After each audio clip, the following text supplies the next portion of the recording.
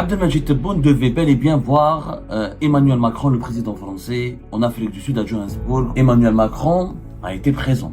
Abdelmajid Tebboune était invité. Tebboune n'est pas parti. Pourquoi? La vérité, c'est qu'Abdelmajid Tebboune n'était pas prêt de rencontrer Emmanuel Macron. N'est pas encore prêt à une réconciliation. Parce qu'il avait peur de la réaction du système lui-même. De se faire passer pour un président faible, qui a fait trop de concessions, qui est revenu sur toutes ses positions et qui est en train de perdre tous ses bras de fer. Il s'est lancé dans beaucoup de bras de fer et n'en a gagné aucun. Avec l'Espagne, son bras de fer, il s'est soldé par un échec. Et puis l'Espagne n'a pas changé sa position d'Iota. Je le reconnais toujours, la marocanité du Sahara occidental. Le bras de fer avec les Émirats Arabes Unis n'a rien donné. La Russie, il s'est énervé un peu avec les Russes, il a pris ses distances. Ça n'a pas marché. Il est revenu, il a essayé de se rabibocher avec les Russes. Ils sont bras de fer avec la France. Ils sont en animosité avec ils sont bras de fer avec le Maroc. Il n'a rien gagné, Tebboune. C'est l'homme de tous les échecs. Il n'a rien gagné. Avec le Maroc, les Marocains ont fait avancer leur cause de la marocanité du Sahara occidental, le Conseil de sécurité de l'ONU, avec la résolution américaine qui reconnaît le plan d'autonomie du Sahara occidental sous souveraineté marocaine. Tebboune me rappelle avec les bagarreurs dans les quartiers. Il provoque tout le monde pour se bagarrer, mais quand il y a une bagarre, il est battu par tout le monde. L'ayat, etc., l'agressivité, la menace. Mais à la fin, les résultats, quand le bras de fer il est engagé, on ne gagne rien. Abdelmajid Tebboune devait bel et bien voir Emmanuel Macron, le président français, en Afrique du Sud, à Johannesburg, en marge des travaux du sommet du G20 qui se sont déroulés le 22 et le 23 novembre dernier. C'était le premier sommet du G20 en Afrique du Sud. Emmanuel Macron a été présent. Il a participé, il était parmi les premiers chefs d'État, etc., qui se sont présentés ou qui sont arrivés à Johannesburg pour rencontrer le président sud-africain, un certain nombre de dirigeants comme le premier ministre australien, comme le président brésilien, comme le président de l'Angola. 22 pays ont été invités, parmi lesquels l'Algérie. Abdelmajid Tebboune était invité. Cette rencontre n'était pas un mythe.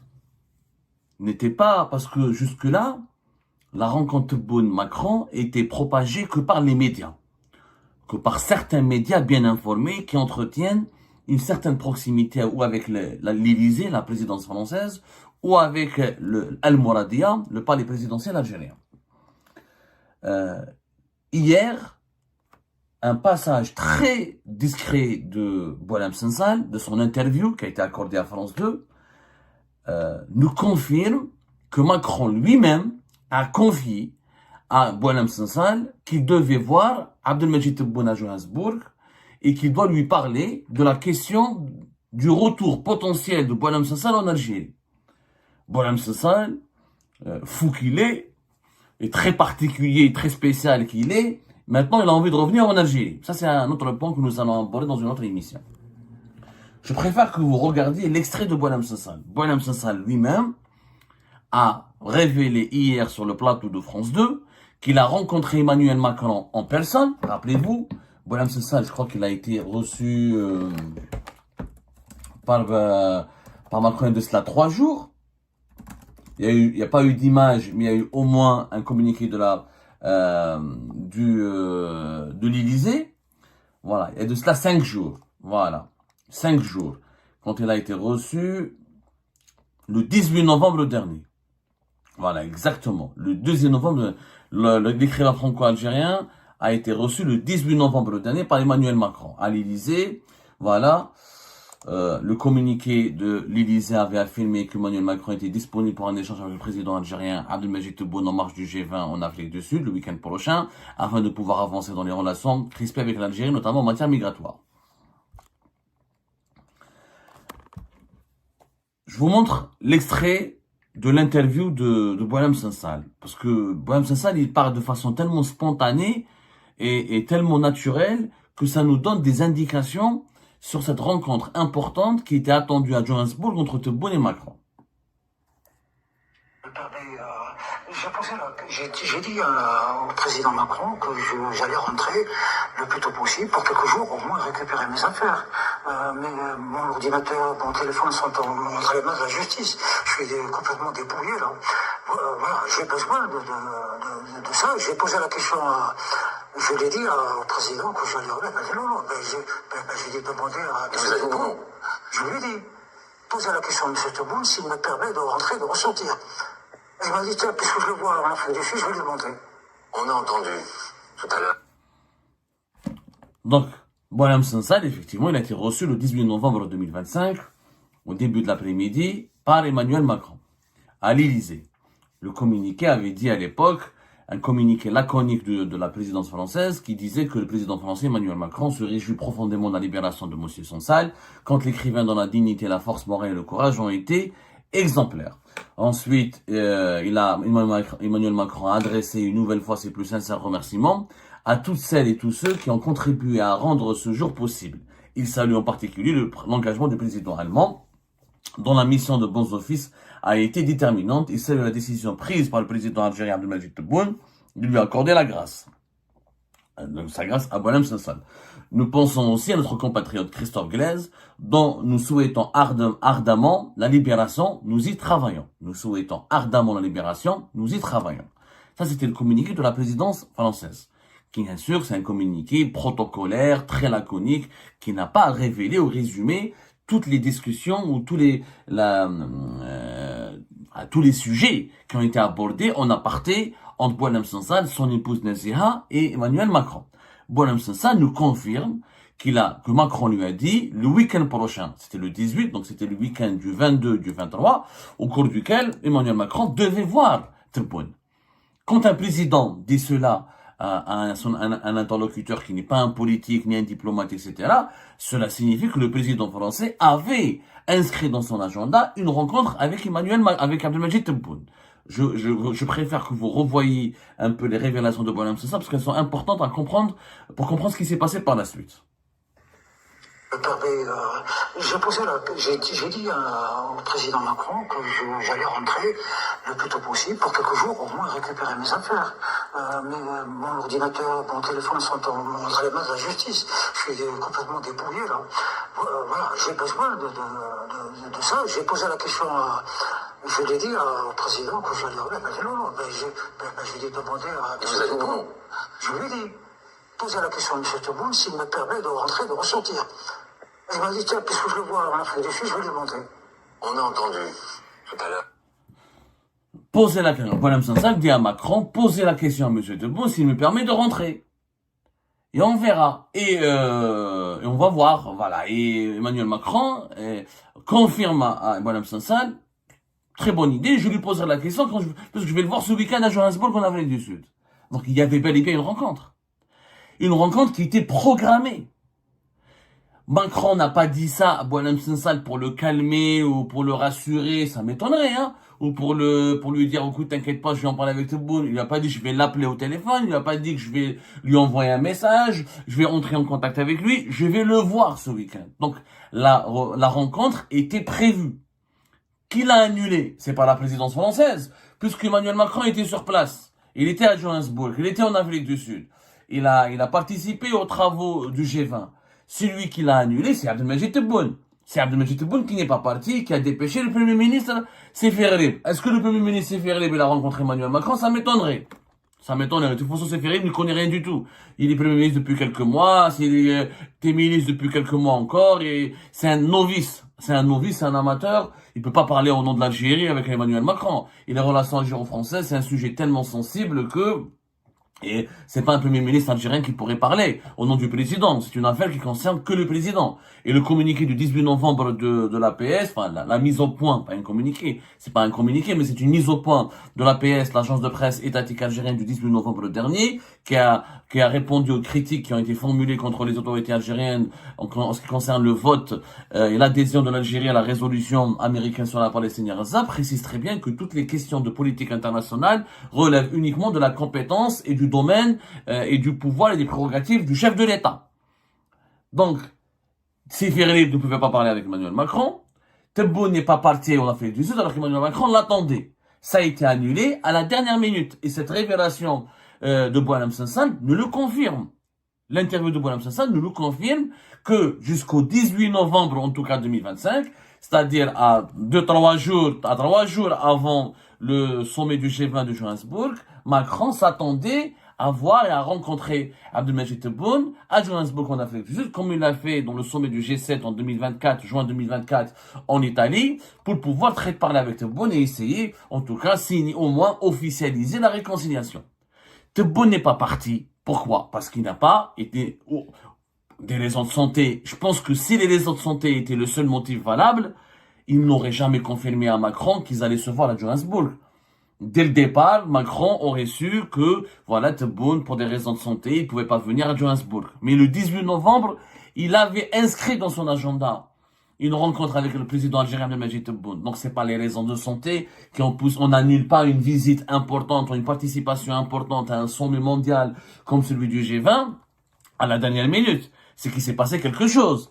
La réalité, c'est que, au-delà du problème de santé de Tebboune, etc., qui aurait nécessité une organisation logistique et une escale dans un autre pays africain avant d'aller en Afrique du Sud, ça c'était, je pense, c'était faisable, ils auraient pu régler ça.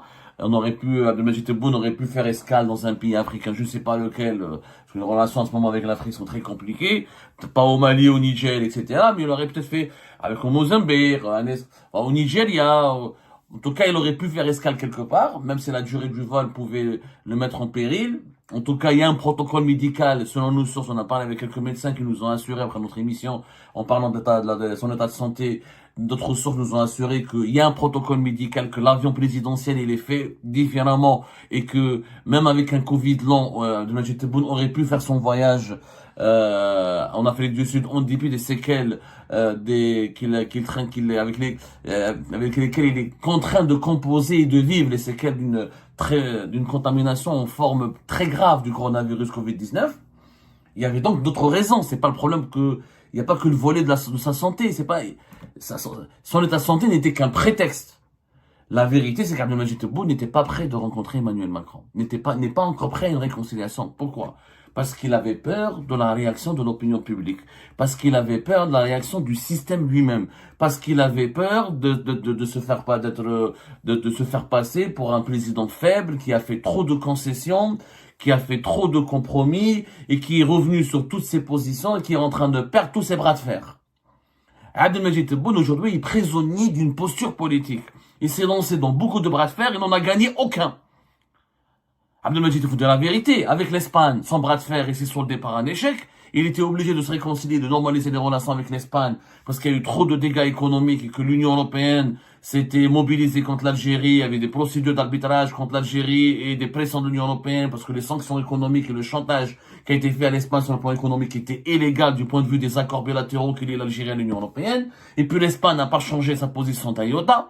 Et puis Tebboune ne pouvait pas avoir une crise avec la France et avec l'Espagne, qui sont les 3 ou 4 premiers fournisseurs et clients de l'Algérie, fournisseurs économiques de l'Algérie.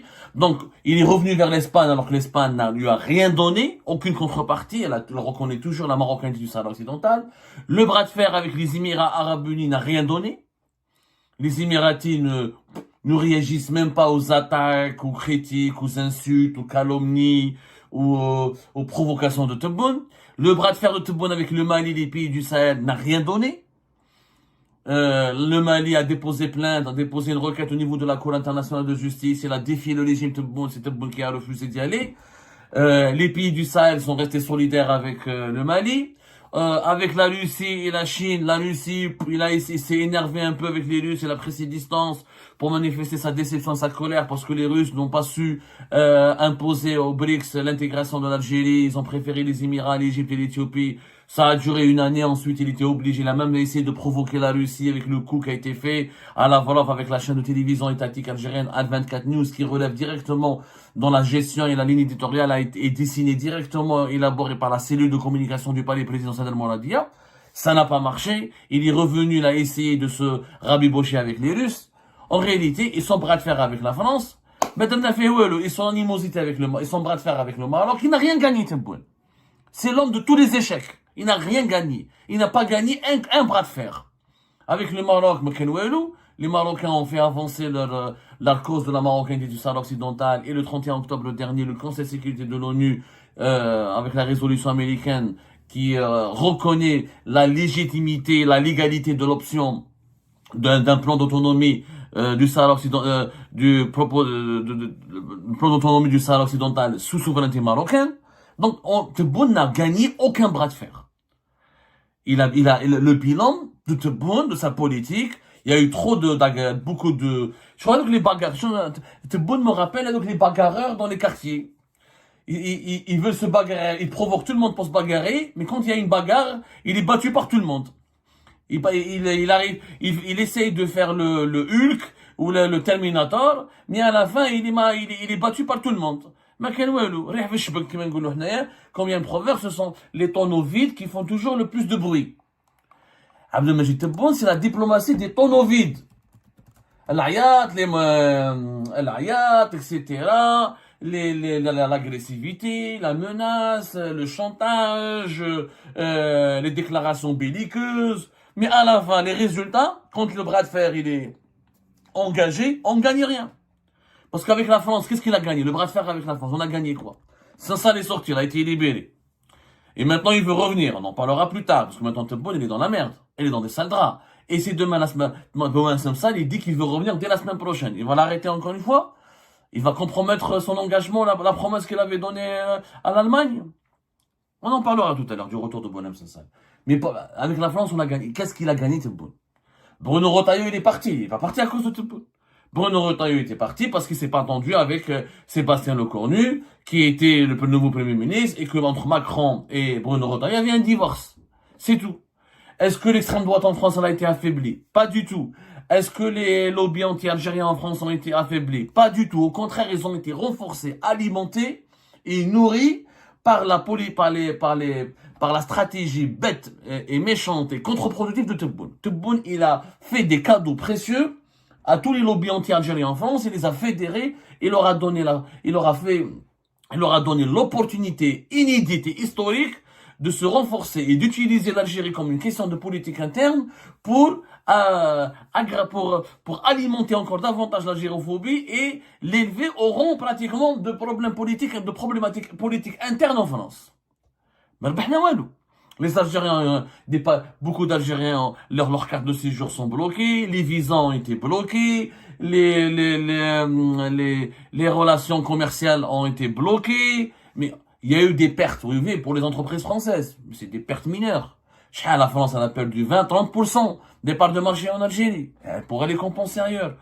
Je crois que l'Algérie, c'est le deuxième marché africain après le Maroc, oui. Mais 30%, c'est quoi 30% de pertes pour le marché algérien? La France, c'est une puissance économique. Mais qu'est-ce qu'on a gagné, Tebboune? Tebboune avait peur d'aller en Afrique du Sud, de s'afficher avec Emmanuel Macron, de le prendre dans ses bras, de le saluer chaleureusement. Et là, pour l'opinion publique, pas uniquement pour l'opinion publique, pour la base du régime, pour les serviteurs du régime, ils vont se poser des questions. Il nous a entraînés dans des guerres, dans des conflits, dans des bras de fer. À la fin, il finit par faire des concessions sans rien obtenir. Qu'est-ce que Tebboune il a obtenu en votant pour la résolution américaine sur la Palestine, qui désarme la résistance palestinienne et qui désarme le Hamas et qui ne reconnaît aucun droit aux Palestiniens de prendre les armes contre l'occupation israélienne. Toi, depuis ton arrivée au pouvoir, Abdelmajid Tebboune, la résistance palestinienne, la Palestine, question sacrée, on est anti-sioniste, on est anti-israélien, on est le leader du front du refus. Et 2-3 ans plus tard, tu votes une résolution qui dit oui à Israël, qui dit oui à tout. Qui dit oui à tout ce que demande Israël et qui contre le contraire pas, qui nuit totalement aux intérêts de la Palestine et aux droits palestiniens, aux droits des Palestiniens. Donc c'est une concession. Donc nous avons Abdelmajid Tebboune qui a, en quelques semaines, il a fait des concessions sur tous les plans. S'il était parti en Afrique du Sud, libérer Boualem Sansal, après la libération de Boualem Sansal, après le vote de la résolution américaine sur Gaza, après les déclarations mielleuse et favorable à la stratégie, au plan américain dans la région. Après le rapprochement avec Washington, après le rapprochement avec l'Occident, après avoir fait plaisir et répondu favorablement 48 heures. 48 heures, il a dit au président allemand. C'est que Tebboune, s'il était intelligent. Bien sûr qu'il fallait libérer Boualem Sansal. Mais au moins, tu attends une semaine. Et au moins, tu démontres à l'opinion publique algérienne que, voilà, le président allemand, l'Allemagne, c'est un pays que les Algériens aiment beaucoup, etc. On le respecte. Il a une bonne réputation. L'Allemagne, elle a une bonne réputation en Algérie, etc. Mais, et au moins, tu mets une semaine. Au bout de 48 heures, tu le libères. Ça veut dire que tu es obéis à une puissance étrangère. Donc, ton discours souverainiste, de puissance régionale. Personne ne dicte à l'Algérie sa ligne de conduite. L'Algérie est un État indépendant à tout prix. On n'a peur de personne. Ah, donc tu t'es dégonflé. Tebboune s'est dégonflé sur tous les plans. Donc s'il devait partir encore une fois en Afrique du Sud, à Johannesburg, pour serrer la main à Emmanuel Macron et sceller la réconciliation, c'est pas l'opinion publique, parce que Abdelmadjid Tebboune n'a pas beaucoup de considération et beaucoup de considération pour le peuple algérien, pour l'opinion publique. Il a peur de sa base fidèle, c'est-à-dire de son propre, la base fidèle du régime. Elle est aujourd'hui animée par le doute, elle est divisée par le doute. Les partisans de Tebboune au sein du régime, les services de sécurité, l'institution militaire, l'État profond, l'administration au service de Tebboune, elle commence elle-même à exprimer des doutes. Le président, il est instable. Il crie, il bombe le torse, il montre ses muscles, à la fin il se dégonfle. Tebboune a peur de ne plus se faire respecter, de ne plus inspirer le respect, de ne plus inspirer la crainte et de ne plus inspirer la confiance de sa propre base. Il commence à s'inquiéter. Je pense que ses conseillers lui ont dit, Monsieur le Président, il faut vraiment faire attention.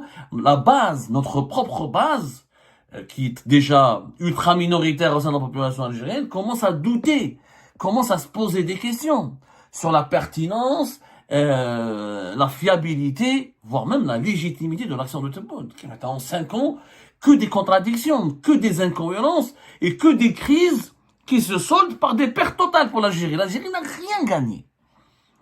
Boualem Sansal, au départ, avant sa libération, les sources du régime algérien, les médias du régime algérien, on ne donnera pas Boualem Sansal si on récupère pas MRDZ, on ne donnera pas Boualem Sansal si on récupère pas Hicham Aboud, on ne donnera pas Boualem Sansal si on récupère pas Beslam Bouchoueb. L'Algérie n'a rien récupéré.